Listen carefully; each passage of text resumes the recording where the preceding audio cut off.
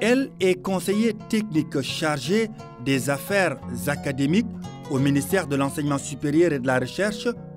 Madame Ramatoulaye Diagne Mbeng est professeure titulaire à la faculté des lettres et sciences humaines, département de philosophie. Elle est spécialiste de logique, d'épistémologie et de philosophie des religions, inspectrice générale de l'éducation et de la formation. Elle est aussi présidente de la Société sénégalaise de philosophie.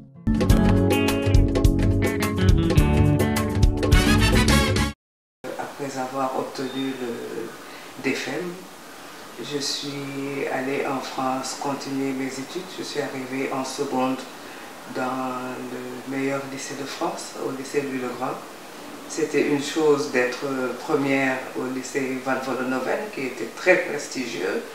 Et là, le lycée Louis-le-Grand regroupait les meilleurs élèves de toute la France. Et c'était un défi que j'ai eu beaucoup de bonheur à relever. Donc là, je ne l'oublierai jamais. Je crois également que j'ai été très heureuse de rentrer au Sénégal, d'enseigner d'abord dans mon ancien lycée, parce que j'ai enseigné au lycée Van Vollenhoven, qui s'appelait le lycée Lamine Gueye, avant d'aller à l'université, où j'ai le bonheur de continuer à enseigner. Et un moment fort, c'est lorsque quand même on gravit les échelons. Et c'était important pour moi d'être professeur titulaire avec l'aide de Dieu. Donc je suis professeur titulaire à l'UCAD, c'est important. C'est important aussi, un fait marquant, c'est chaque fois qu'on vous fait confiance. Et mon admission à l'Académie des sciences a été un moment fort où des hommes et des femmes de qualité m'ont fait confiance pour m'admettre à l'Académie des sciences. Et un moment fort également, c'est la confiance que le professeur Mary-Teuw Niane, ministre de l'Enseignement supérieur et de la Recherche, a placée en moi, en me demandant de figurer, d'être parmi ses collaborateurs et de venir travailler avec lui.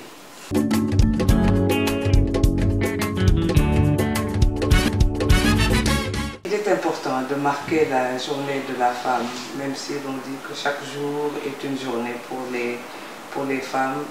Le message que j'aimerais lancer là aussi, c'est revenir sur le mot confiance. Il faut que les femmes et les filles aient confiance en elles et que nous nous fassions confiance, parce qu'en réalité, je crois que l'homme et la femme doivent travailler ensemble, doivent travailler de concert. Nous avons subi des injustices. Nous sommes en train de réparer ces injustices puisque les femmes reviennent au devant de la scène. Elles ne l'ont jamais quitté vraiment, mais elles deviennent quand même un peu plus nombreuses et occupent des postes de plus en plus importants. Donc mon message, c'est de dire qu'il faut faire confiance aux filles et aux femmes, aux jeunes filles, qu'elles-mêmes aient confiance en elles. Et j'aime à dire que la parité est une étape qui est importante parce que c'est une étape de réparation des injustices. Mais le but pour moi doit être ce que j'appelle la périté, à savoir une société dans laquelle les hommes et les femmes marcheront ensemble pour aller vers le développement, pour aller vers l'épanouissement intellectuel, moral, éthique, économique, sociologique de toute la société.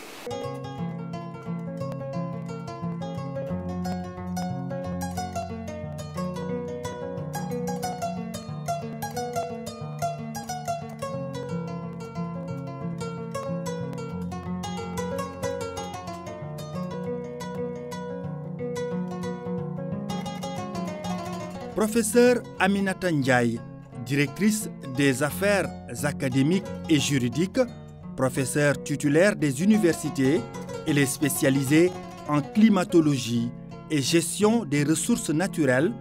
Depuis 1995, elle enseigne au département de géographie à l'Université Cheikh Anta Diop de Dakar et intervient dans d'autres facultés. Entre 2014 et 2016, elle a été chef du département géographie à la faculté des lettres et sciences humaines à l'Université Cheikh Anta Diop de Dakar.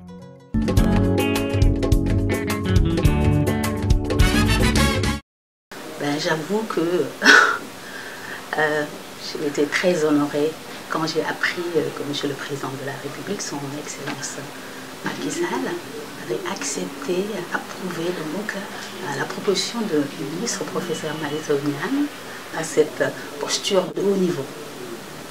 Et donc maintenant le challenge c'est de mon côté, c'est à moi de relever le défi et donc de mériter donc cette posture pour rendre à mon pays donc tout ce qu'il m'a offert.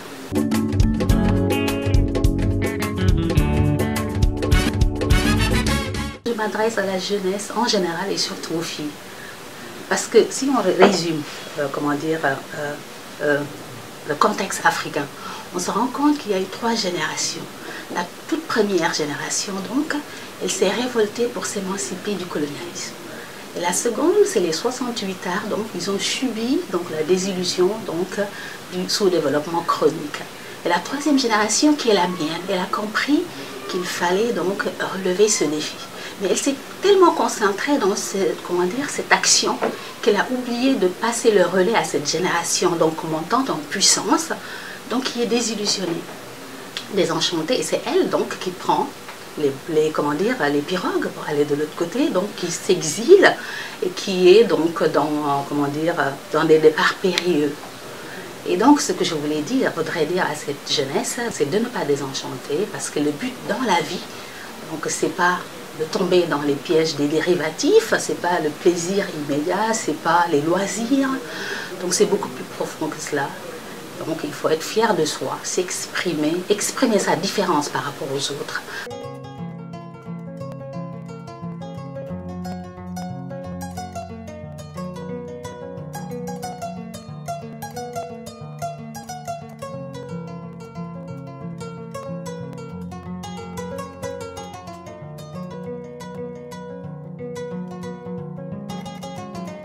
Professeur Soukey Diatine, chevalier de l'Ordre national du Lion, a pendant longtemps servi la nation. En 1996, à l'hôpital général de Grand Yoff, ex-CTO, elle fut le chef du service d'odontologie. 2012-2014, elle dirige la division santé bucco-dentaire au ministère de la Santé et de l'Action sociale. Entre 2014 et 2016, elle a été chef du service buccal au département d'odontologie à l'université Cheikh Anta Diop de Dakar. Dans la vie associative, l'actuelle directrice du financement de la recherche scientifique et du développement technologique s'y investit.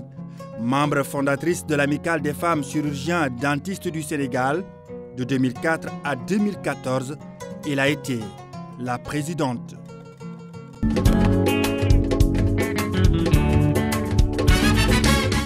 En tant que praticien hospitalier, où je prends en charge des patients qui nous sollicitent pour nos compétences dans le domaine médical pour pouvoir soulager des peines. Donc ça aussi c'est vraiment un travail pour lequel nous sommes très engagés.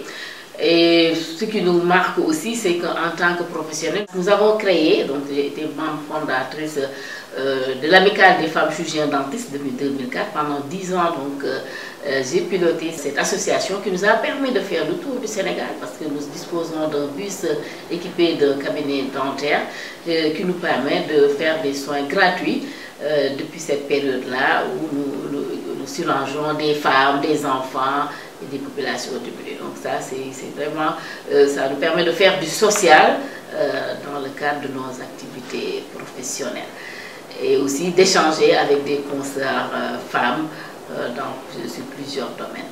Donc ça aussi, c'est quelque chose qui m'a beaucoup marqué dans ma carrière. Et là aussi, avec les fonctions qui me sont confiées par le ministre de l'Enseignement supérieur, que je salue au passage et remercie de m'avoir confié ce poste aussi important qui est la direction du financement de la recherche, qui me permet vraiment de participer à l'atteinte des objectifs de ce ministère. Et ces objectifs sont adossés aux axes prioritaires du PSE. Donc ça, c'est vraiment aussi un challenge et c'est avec beaucoup de plaisir et d'engagement et de motivation que nous travaillons aux côtés du ministre.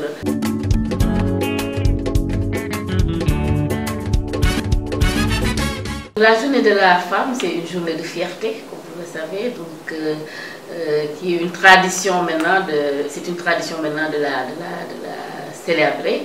Et je pense que c'est une bonne initiative, c'est une journée que les femmes doivent marquer, s'arrêter, réfléchir sur ce que les femmes ont déjà accompli. Donc on voit qu'au niveau du Sénégal, il y a beaucoup de réalisations. Les femmes marquent de leur empreinte l'évolution de la société à tous les niveaux. Dans le cadre de l'éducation, le taux de scolarisation des filles augmente à une vitesse grand V, j'allais dire. Au niveau de l'université, on voit que les effectifs, les cohortes de femmes augmentent de plus en plus. Et ce qui est vraiment qui nous rend très fiers, nous autres enseignants femmes, on voit que dans nos promotions, la plupart des majors maintenant sont des femmes. Et vraiment, ça nous réconforte que les femmes sont en train d'aller de l'avant.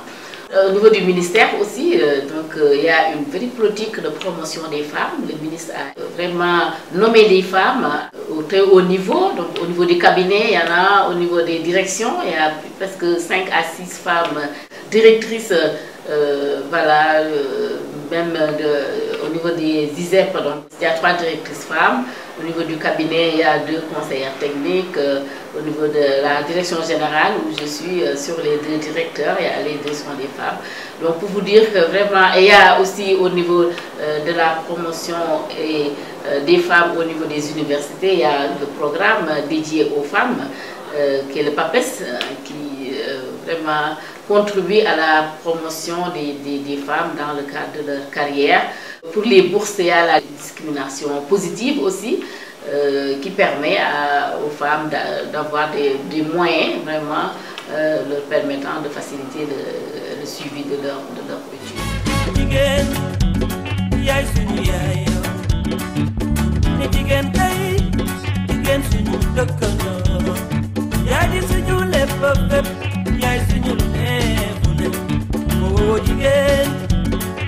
Hallelujah, la la,